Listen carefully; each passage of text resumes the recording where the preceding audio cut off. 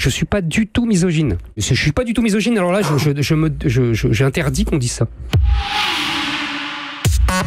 Je pense qu'il y a un lien, alors là on remonte à la nuit des temps, entre le pouvoir et la virilité. Je pense que en fait les hommes ont inventé le pouvoir. Mais ça vous inquiète, rassurez-moi.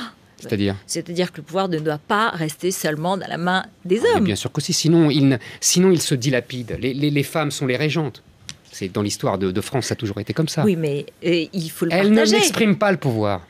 Elles n'incarnent pas le pouvoir. C'est comme ça. Je vous dis, le pouvoir s'évapore dès qu'elles arrivent. Je ne suis pas du tout misogyne. Attention, il y a des exceptions. Comprenez bien ce que je dis. Je parle de dominant, de domination, c'est-à-dire du féminin et du masculin. Ça serait plus exact de dire comme ça.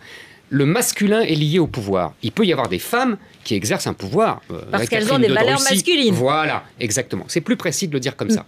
Et quand le féminin domine... les valeurs féminines, elles sont incompatibles avec le pouvoir. Elles sont incompatibles avec, oui, l'incarnation du pouvoir. Je ne suis pas du tout misogyne. La composition d'un gouvernement n'obéit aujourd'hui qu'à une seule préoccupation qui confine à l'obsession la parité.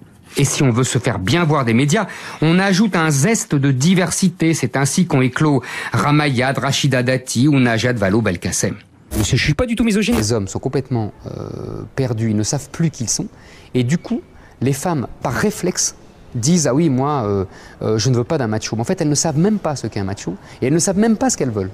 Je ne suis pas du tout misogyne, alors là, j'interdis qu'on dise ça.